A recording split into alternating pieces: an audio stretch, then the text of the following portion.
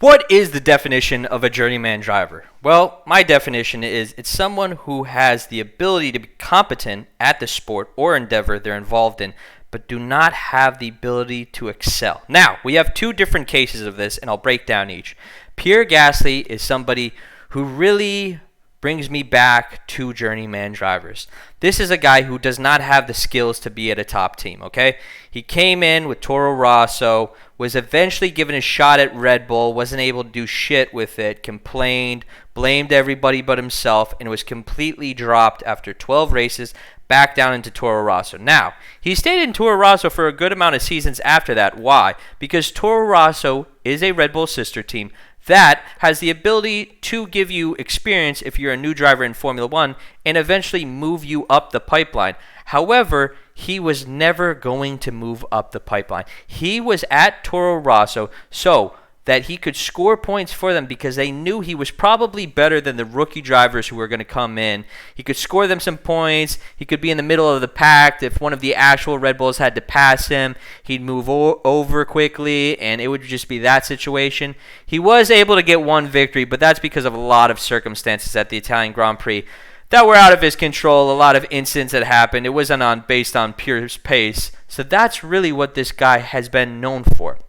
A dude who can score points, can be next to one of the rookie or non-experienced drivers in a lower tier sister team, and has no ability to go beyond that. That's what's going to happen at Alpine. He shows up, and right away he's getting smoked by Ocon. Ocon has double the amount of points as him. Ocon has a podium on top of that. And he's going to chill there for the seasons he has left there. And eventually they're going to get rid of them because Alpine is still in the mix as like a top middle tier team.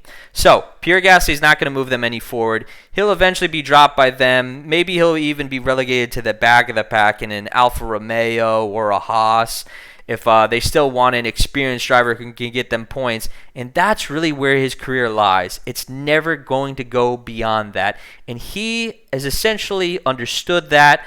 But he's getting paid like, what, $10 million at Alpine? They signed him for a huge contract. They could have offered him essentially nothing, and he would have come because all these Formula One drivers want to do is just stay in Formula One. They don't give a shit about winning anywhere. They don't give a shit about having any dignity or respect for someone's self as a driver. When you get into driving, it's to win. I know money is important. I know it's a massive factor in people's lives, but you also have to be able to win. There's no point at being on the worst team and saying I'm in Formula One anyways compared to being an Indy car or sports car or any other, maybe even a Formula E if you want, and actually winning and being respected in that. And that's something that Pierre Gasly will never understand or attain. Now, we have another driver next to him in this picture, Nico Hülkenberg. Now, Nico Hülkenberg actually is a much more talented driver than Pierre Gasly, and let me explain to you. Nico Hülkenberg in 2010 got the pole position at the German Grand Prix in a Williams that really didn't deserve that, didn't even deserve being in really, I don't know, top 5, 6, top 10, whatever you want to say. And he really did score tons of points for teams that really weren't meant to. He was with Force India for a while. He was with Renault. I mean, this is like the actual examples of journeyman drivers. It's guys who bounce around from team to team because those teams want a driver that they're at least assured they could get points, because getting a rookie is very, very risky. You know, you have rookies like a Charles Leclerc, a Max Verstappen, you know. You have those types of rookies who just come in, excel, and eventually move up to a team, and they'll get you a lot of points right away. But a lot of rookies show up, can't do shit for you. You got Yuki Tsunoda.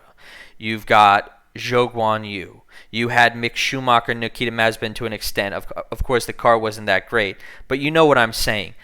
Hülkenberg shows up, does great in the Williams, shows that he can get some stuff done, produces so many points for a Force India team that really was just the middle of the pack team, and eventually he was going to get a shot at Ferrari. If you don't know, when Fernando Alonso left Ferrari and then Vettel came and they wanted someone to, go beside Vettel, they were going to go with Nico Hülkenberg. The whole team, the whole organization, all the executives, everybody was in on it except the most important person. The executive chair, the leader essentially, of the Ferrari team, Luca Di Montezemolo, axed him like a veto. Like a president vetoes a bill when all of Congress and the Senate vote, yeah, we want to do this, and then the president just says, nope, going to veto this, that's the end of that. That's what happened to him. And ever since then, he's never been able to get out of that no podium, no win after like almost 200 Formula One races now. And unlikely it will ever happen because he's at a Haas team right now that's doing barely nothing. But he got a 7th position for them. He's better than Magnussen. He'll probably be able to stay there. And who knows? He's 35 now. Maybe he gets thrown to the Alfa Romeo team after this. Maybe he needs to fill in here or there because he was a fill-in driver for a lot of his life. There were times where he'd fill in. He wouldn't even be in a Formula One season, and he needed to fill in for 2 races for this team or that team. He did that with Aston Martin. He did that with the former BWT, essentially what is Alpine now, racing team. Now, in the late 80s and 90s, it was actually more important to be a journeyman driver than it is now because there's such a huge budget. Like, the minimum budget now for the teams, even though they made a budget cap, which is ridiculous. That's another video. That's another story. Teams should be able to spend as much as they want. That's what Formula One used to be the pinnacle of sports and racing, and people would just dump in money and make the best cars they can. But that, I digress. But anyways, back in the day when you had teams that were like barely have tens of millions of dollars in resources, they would have people like Nico Hulkenberg show up to their team, get them a couple championship points so that they would get the payout at the end of the season for wherever they were in the standings as a team. And it was much more important back then. And you could span over, a decade as a Formula One driver doing stuff like that. And then on top of that, journeyman driver are also known for being great testers. So maybe they never got into the right car or the right winning situation, but they can test your car, tell you, is it, too much understeer, oversteer, tell you all the data, what is it going like this over bumps and curves and turns and everything.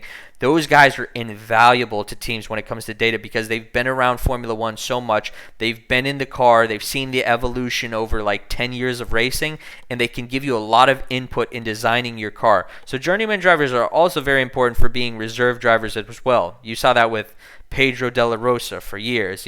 Luca Badawar up until he got into Ferrari. He was like the test driver for 10 years. It's just guys who've been around forever and know the feeling of a car but can't put the car to the limit like the best drivers in Formula One, like our favorite drivers in Formula One can weekend in, weekend out, get victories, get podiums, and actually fight for something greater. Well, let me know what you think about journeyman drivers and if you think I hit it on right on the head or you have some sort of a critique, because I will answer any and all responses. So please comment below, like and subscribe the video. Thank you very much.